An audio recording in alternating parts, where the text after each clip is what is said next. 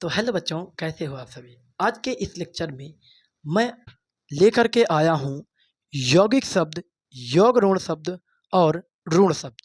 इनको complete base पर पढ़ने वाले हैं, बेसिक टू एडवांस। बच्चों, आप सिर्फ 1 से 2 मिनट इस लेक्चर पर बने रहोगे तो 100% है कि मैं आप लोगों को सिखा कर के ही छोड़ूंगा। ये मेरा वादा रहा। नेक्स्ट, आपको सिर्फ पेन कॉपी लेकर के बैठना है और इसको ध्यानपूर्वक समझना है। ये सभी फ्री कंटेंट है और यूपी बोर्ड एग्जाम वाले बच्चों के लिए ही है और अन्यथा कोई भी पढ़ सकता है जिसको ज्ञान लेना है। दूसरी बात, आप लोगों को पहली बात तो मैंने बता दिया कि पेन कॉपी लेकर के ही बैठे। दूसरी बात, ये सभी फ्री होगा और मैं पूरा ही चैप्टर पढ़ा रहा हूँ। पूरी सिलेबस को एक बेस में लेकर के एक संपूर्ण तरीके से उसे कंप्लीट करवाने की कोशिश कर रहा हूँ और कंप्लीट करवा भी दूंगा। तो जो मुझ पर भरोसा करता है वो चैनल को सब्सक्राइब जरूर करे और सब्सक्राइब करने से मेरा हौसला और उच्च लेवल पर जाता है। देखते हैं यहाँ पर, जैसे मैंने कहा कि प्रत्यय, प्रत्यय और उपसर्ग क्या है। प्रत्यय और उपसर्ग ये दोनों ही मैंने पढ़ा भी दिया है और प्रैक्टिस भी करवा दिया है। तो यही इसके लक्षण हैं जो मतलब मैं बोल रहा हूँ। एक कहा नहीं जाता पार्ट्स हैं, लक्षण एक पार्ट्स हैं।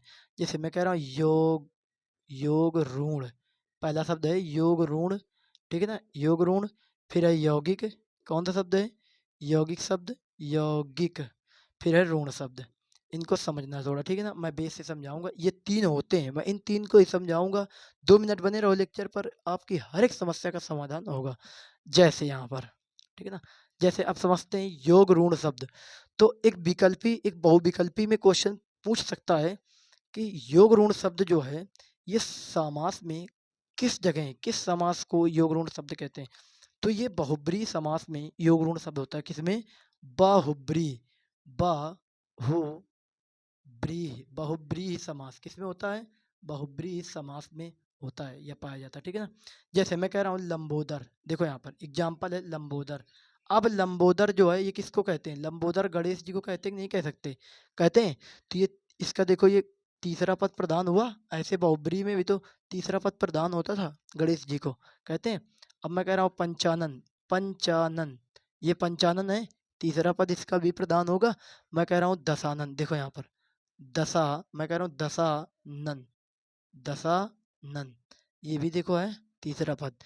जैसे 10 मुख वाला अर्थात किसको कहते हैं, रावण को। तो तीसरा पद प्रदान हो गया कि नहीं हो गया, अब आप समझ गए होंगे रावण को कहते हैं कि नहीं कहते। ऐसे ही यौगिक शब्द है, इसका अगर मैं कहूँ क्या है, विशेष एक अर्थ निकलता है। संक्षिप्त में विशेष एक अर्थ निकलता है, इसका एक अर्थ निकलता है, ठीक है ना। अब दूसरी बात करते हैं, ये थोड़ा हटा देते हैं। जैसे मैं कह रहा हूँ यौगिक शब्द, यौगिक शब्द क्या है, इसका विशेष अर्थ निकला था, इसके विशेष सार्थक खंड निकलेंगे। इसके क्या निकलते हैं, सार्थक, सार्थक, सार्थक खंड निकलते हैं। इसके सार्थक खंड निकलेंगे बेसिकली। जैसे मैं कह रहा हूँ पाठशाला, पाठशाला। अब जैसे मैं कह रहा हूँ कि विद्यालय, विद्यालय, विद्यालय। अब इसके देखो खंड करो, अगर इसके खंड हो जाएं तो समझो कि यौगिक शब्द है। अगर इसके खंड ना हो तो फिर समझो कौन से शब्द हैं, ऋण शब्द हैं। फिर कौन है, जिसके खंड ना हो वो क्या है, ऋण शब्द है। देखो कितनी आसानी से सीख पा रहे हैं। अगर जिसके खंड हो जाएं वो फिर यौगिक होंगे, सार्थक खंड हो जाए यौगिक होंगे, जिसके सार्थक खंड ना हो वो ऋण शब्द होंगे। जैसे इसके सार्थक खंड होंगे कि नहीं होंगे, पहले करके देखते हैं। पाठशाला, देखो हो गया, पाठ प्लस शाला हो गया। जितना इम्पोर्टेंट हमारे लिए पाठ है उतना ही हमारे इम्पोर्टेंट पाठ और शाला दोनों इम्पोर्टेंट है। इनका ही, इसी को तो बोलेंगे कि एक सार्थक खंड है। सार्थक खंड मतलब दोनों का खंड हो लेकिन सार्थक हो, एक सही संक्षिप्त में हो। उल्टा सीधा नहीं घुसेड़ दो आप लोग, जबरदस्ती किसी को कर दो संधि विच्छेद, ऐसा नहीं करते। जैसे मैं कह रहा हूँ विद्यालय, तो मैं कहूँ विद्या, विद्याधन, विद्याधन आलय हो गया। अब ये बताओ, आलय मीन्स घर, विद्या, तो जो विद्या का घर है उसे हम विद्यालय कहेंगे, कहेंगे कि नहीं कहेंगे, सीधी सी बात है।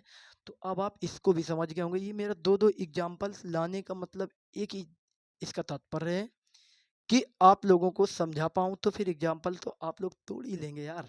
जैसे मैं कह रहा हूँ, अब यहाँ पर तुम कुछ भी ले लो, विज्ञान, विज्ञान ले लो, विज्ञान ले लिया। तो अब इनको सब कर लेंगे। अब हम यहाँ पर, आप पहले स्क्रीनशॉट ले और मैं इसको हटाता हूँ मतलब मिटता हूँ, ठीक है ना। चलो चलो तो हटा दें इसको। अब बचा है हमारा ऋण शब्द। देख लो तो अब देखते हैं ऋण शब्द। ऋण शब्द, ऋण शब्द हमने देखो ऋण शब्द कुछ बहुत तो आप लोगों को ऐसे भी मैंने बता दिया है। इसका होगा जिसके सार्थक खंड ना हो, जिसका एक सार्थक खंड ना निकले। जैसे अभी देखो मैंने बताया था सार्थक, सार्थक खंड, सार्थक खंड ना हो। ना हो मतलब ये क्या है, मतलब कि यहाँ पर कोई जैसे मैं कह दूं जय, नाक और कान, बोला हूं मैं कान, यहाँ पर हो जाएगा कान, हो गया कान, नाक कान हो गया। पानी, पानी क्या बोल रहा हूँ पानी। अब इनके तुम खंड करके दिखाओ, इसका भी खंड नहीं होगा। पानी का क्या होगा, कुछ होगा क्या, जय का नहीं होगा, नाक का नहीं होगा, कान का नहीं होगा। आप जबरदस्ती किसी का संधि विच्छेद मत कर देना, ऐसा भी नहीं करना। कुछ आत्मा ऐसी होंगी, जैसे मैं बोल रहा हूँ नाक, यहाँ पर बोल रहा हूँ नाक, तो कुछ आदमी क्या करेंगे, कुछ बच्चे क्या करेंगे, ना धन का, इसका सार्थक खंड है क्या बताओ। हम कहेंगे बिल्कुल सार्थक खंड नहीं है। जैसे मैं कह रहा हूँ यहाँ पर कान, अब ये बताओ कान में का धन ना करोगे क्या। अब इसका कर तो दो, लेकिन इसका बताओ एक सार्थक खंड है क्या, तो हम कहेंगे नहीं, इसका कोई सार्थक खंड नहीं है। बेसिकली मैं अब इसका प्रैक्टिस सेट तो नहीं ला सकता, क्योंकि प्रैक्टिस सेट क्या लाऊं, इतने इजी हैं ये शब्द बहुत इजी हैं, तो यही समझो प्रैक्टिस सेट है। मैं आप लोगों को क्वेश्चन डाल दूंगा, ठीक है ना, यूट्यूब पर, तो उनको देख लेना। ऐसे ही फोटो खींच करके एक अच्छी बुक से किसी से लगेंगे कि मुझे ये क्वेश्चन पूछे जा सकते हैं, वो मैं डाल दूंगा लिख करके, तो आप देख लेना बस। कैसा लगा सेशन, कमेंट बॉक्स पर कमेंट जरूर करें। यदि आप चैनल पर नए हो तो थोड़ा अगर लग रहा है कि मैं मेहनत कर रहा हूँ, तो किसी न किसी एक भाई को आप शेयर कर दो, बस मेहनत सफल हुई हमारी। और चैनल पर नए हो तो सब्सक्राइब कर दो।